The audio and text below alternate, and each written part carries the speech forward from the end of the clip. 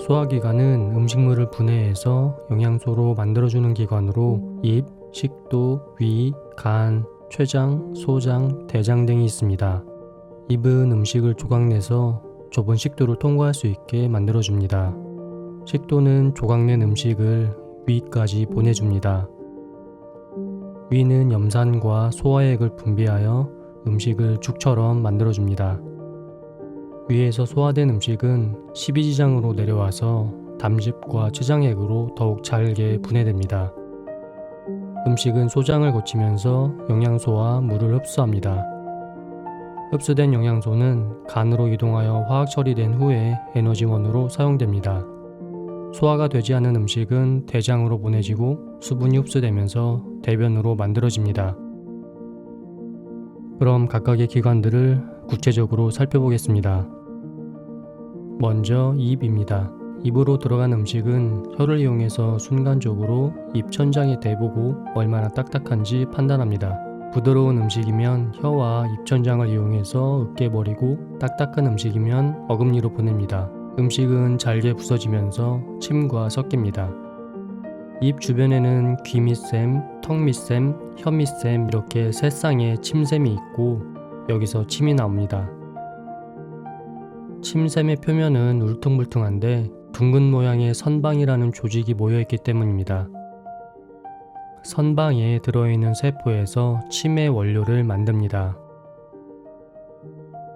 혈액 속에서 수분을 흡수하고 선방 세포가 분비하는 소화효소를 섞어서 침으로 만든 후에 입 안으로 보내줍니다.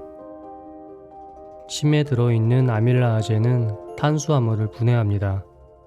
탄수화물은 수백만 개의 포도당이 연결된 것으로 아밀라아제는 탄수화물을 2개의 포도당이 연결된 엿당이나 3개 이상의 포도당이 연결된 덱스트린으로 분해합니다. 음식을 삼키기 위해서는 우선 입을 다물고 혀를 이용해서 목 안쪽으로 보내줍니다. 음식이 뒤로 이동하면 뒤쪽에 말랑말랑한 입천장이 위로 올라가고 뒤쪽 인두근이 커지면서 코와 연결된 비강을 막아주고 음식이 코로 역류하는 것을 방지해줍니다. 음식을 더 안쪽으로 보내면 후두 덮개가 내려가면서 기관의 입구를 막고 음식이 기도로 들어가는 걸 방지해줍니다. 뒤쪽의 인두근이 위에서 아래로 점점 졸으면서 음식이 역류하는 걸 막아주고 식도로 들어가도록 도와줍니다. 음식을 삼키는 이런 일련의 과정은 1초 정도의 짧은 순간에 이루어집니다. 삼킨 음식은 식도로 내려가는데요. 식도는 음식을 위로 전달해주는 역할을 하고 길이는 약 30cm, 지름은 2cm 정도 됩니다. 식도는 여러 층으로 이루어져 있는데요. 안쪽의 점막과 내강은 유연하면서도 강한 조직이라 음식이 통과할 때 늘어날 수 있습니다. 점막에서는 점액을 분비해서 음식이 부드럽게 통과할 수 있도록 도와줍니다. 식도를 감싸고 있는 듯한 윤주근과 세로 방향의 종주근, 이렇게 2개의 근육층이 있고 근육과 점막 사이에 신경층이 있습니다. 이 신경층에서 신호를 보내서 근육들이 수축하거나 느슨해집니다. 음식 위쪽의 윤주근은 강하게 조이면서 음식이 역류하는 걸 막아주고 종주근이 수축하면서 음식을 밀어냅니다. 음식 아래 종주근은 느슨해지면서 음식을 이동시킵니다. 이것을 연동운동이라고 하는데 소장이나 대장에서도 이와 같은 연동운동을 통해 음식이 이동합니다. 식도와 위 경계에는 분문이라는 일종의 괄약근이 있습니다. 음식이 위 가까이 오면 분문이 열리고 음식이 들어갑니다. 음식이 들어가면 분문이 닫히면서 식도로 역류하는 걸 막아줍니다. 위는 식도와 연결된 분문부, 위 상부의 위저부, 가운데의 위체부, 십이지장과 연결된 유문부로 나눌 수 있습니다. 위는 계속 같은 모양으로 있는 것이 아니고 늘어났다 줄어들었다 하는데요.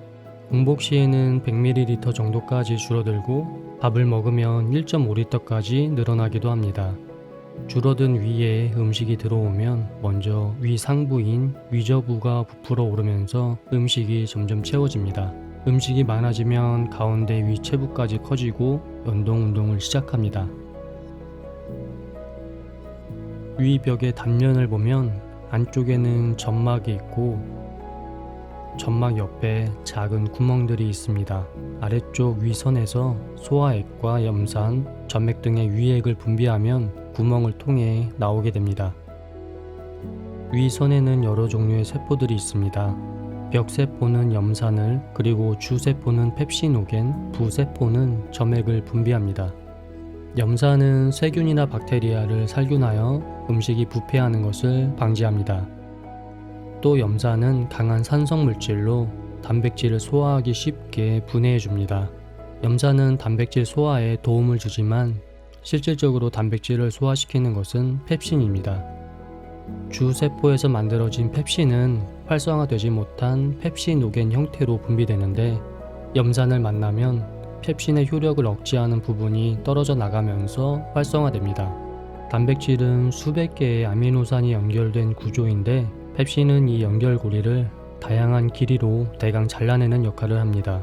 그래서 위에서는 단백질을 흡수할 수 있을 만큼 짧게 잘라내지 못합니다. 단백질은 나중에 소장에서 분비되는 트립신에 의해서 더 작은 아미노산으로 분리됩니다. 염산으로부터 위를 보호하기 위해서 부세포에서는 알칼리성의 끈끈한 점액을 분비하여 위 벽을 보호해줍니다. 점막 아래에는 종주근, 윤주근, 사주근 3개의 근육층이 있습니다. 음식물이 위액과 섞이면 종주근은 세로로, 윤주근은 가로로, 사주근은 비스듬히 수축하면서 음식을 소화시키고 죽처럼 만들어줍니다. 윤주근이 수축하여 음식을 밀어내면 유문 괄약근이 자극을 받아 유문이 열리고 소장의 시작 부분인 십이지장으로 내려갑니다. 소장은 십이지장, 공장, 회장 이렇게 세 부분으로 나눌 수 있습니다. 소장의 길이는 약 7m이고 지름은 4cm 정도 됩니다. 십이지장은 위에서 소화된 음식을 담즙과 췌장액으로 소화시키는 기능을 합니다. 췌장은 길이가 15cm, 두께는 2cm 정도 되고 다양한 소화효소가 들어있는 췌장액을 만듭니다. 만들어진 췌장액은 나뭇가지처럼 뻗어있는 췌간을 타고 십이지장으로 분비됩니다. 췌장액은 단백질을 분해하는 트립신과 탄수화물을 분해하는 아밀라아제, 지방을 분해하는 리파아제 등의 소화효소가 들어있는데요. 췌장액은 탄수화물과 단백질, 지방을 분해하는 모든 소화효소를 분비해서 침이나 위액이 없이 췌장액만으로도 소화가 가능합니다. 그만큼 췌장액은 중요한 소화액이라고 볼 수 있는데요. 췌장액 중에서 대표적인 소화효소는 트립신입니다. 트립신은 다른 소화효소를 활성화시키고 단백질을 소화시킵니다. 트립신은 트립시노겐 형태로 분비되고 십이지장 점막에서 분비된 엔테로키나제에 의해서 트립신으로 활성화됩니다. 활성화된 트립신은 다른 트립시노겐을 활성화시키고 췌장에서 분비된 엘라스타아제나 카복시펩티아제 같은 다른 소화효소들도 활성화시켜줍니다. 단백질을 구성하는 아미노산의 연결고리는 위에 있는 펩신에 의해서 대충 끊어졌었는데요. 트립신은 이렇게 대충 끊어진 아미노산의 연결고리를 더 작게 분해해줍니다. 십이지장에서는 담즙의 도움을 받아 지방을 분해하기 시작합니다. 담즙은 담낭이라는 곳에서 분비되는데요. 담즙은 간에서 만들어지고 담도를 통해서 담낭으로 모인 다음에 몇 배로 농축됩니다. 음식이 십이지장으로 들어오면 담낭이 수축하면서 담즙을 내보내고 담즙은 총담관을 통해 내려옵니다. 총담관은 췌장액을 분비하는 췌간과 만나서 십이지장에 있는 돌기를 통해 분비됩니다. 십이지장에는 췌장액과 담즙이 흘러나오는 2개의 돌기가 있습니다. 작은 돌기는 췌간에만 연결되어 있어서 췌장액만 나오고 큰 돌기는 췌장액과 담즙이 같이 분비됩니다. 췌장액은 물과 소화효소가 섞여 있어서 기름 성분인 지방과 잘 섞이지 않습니다. 물과 기름이 잘 섞이지 않기 때문인데요. 십이지장에 분비되는 담즙은 지방이 소화효소를 만날 수 있도록 도와주는 역할을 합니다. 담즙에는 소화효소는 들어있지 않고 담즙산이나 인지질로 구성되어 있는데 여기엔 기름기에 달라붙기 쉬운 부분과 물에 달라붙기 쉬운 부분이 있습니다. 담즙산이나 인지질이 지방에 달라붙으면서 지방 방울이 됩니다. 방울의 바깥쪽은 물에 달라붙기 쉬운 구조가 됩니다. 그래서 췌장액에 들어있던 소화효소인 리파아제가 달라붙으면서 지방을 분해합니다. 12지장과 이어진 공장에는 주름이 많고 표면에는 수백만 개의 육모가 있습니다. 육모의 길이는 1mm 정도 되고 영양소를 흡수하는 역할을 합니다. 육모의 중앙에는 흡수한 영양소를 운반하는 모세혈관과 림프관이 있습니다. 육모의 표면을 확대하면 작은 세포들이 있는데 세포는 영양소를 흡수하는 흡수세포와 점액을 분비하는 배세포가 있습니다. 그리고 이 세포들의 표면에는 미세육모가 있는데요. 엿당이나 덱스트린으로 분해된 탄수화물을 포도당으로 분해하는 곳이 미세육모입니다. 아밀라아제만으로는 탄수화물을 포도당으로 분해하기 힘들기 때문에 포도당 두세 개가 연결된 엿당이나 덱스트린은 미세육모의 소화효소인 이소말타아제에 의해서 포도당으로 분해됩니다. 단백질 또한 아미노산 2개 이상이 결합된 올리고펩타이드 형태로 소장에 들어오는데 미세육모의 소화효소인 아미노펩티다아제, 카르복시펩티다아제에 의해 아미노산으로 분해됩니다. 최종 분해된 포도당과 아미노산은 흡수되고 지방은 겉 표면의 인지질과 담즙산이 떨어져 나가면서 흡수됩니다. 흡수된 포도당과 아미노산은 모세혈관으로 들어갑니다. 지방은 소포체와 골지체를 거치면서 카일로마이크론이라는 공 모양으로 만들어집니다.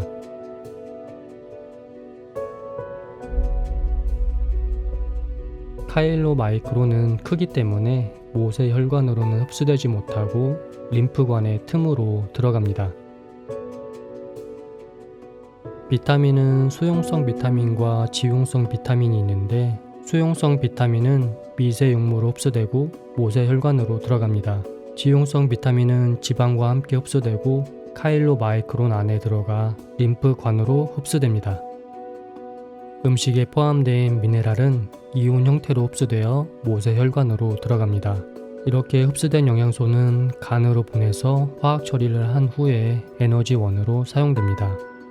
췌장은 공장 뒤에 연결된 소장의 끝부분으로 공장에서 흡수되지 않는 비타민 B12를 흡수합니다. 췌장의 끝으로 갈수록 육모가 없어지기 때문에 대부분의 영양소는 소장 앞부분에 있는 공장에서 흡수됩니다. 소장에도 관을 감싸주는 윤주근과 평행한 종주근이 있고 신경층이 있습니다. 이 신경과 근육들이 작동해서 연동운동을 하고 음식이 섞이면서 이동합니다. 대장은 소장에서 보내온 음식 중에서 수분을 흡수해 변으로 만들어준 역할을 하고 길이는 1.5m 정도 됩니다. 대장의 점막에서는 점액을 분비하여 음식이 잘 통과하도록 도와줍니다. 소화효소로는 분해하지 못하는 음식도 있는데 이를 통틀어서 식이섬유라고 합니다. 식이섬유의 대부분은 탄수화물과 비슷하게 당이 연결된 형태이지만 사람의 소화효소로는 분해하지 못하는데요. 장내에는 약 100조 마리의 세균이 있는데 이 세균이 식이섬유를 분해해서 단당으로 만들어 섭취합니다.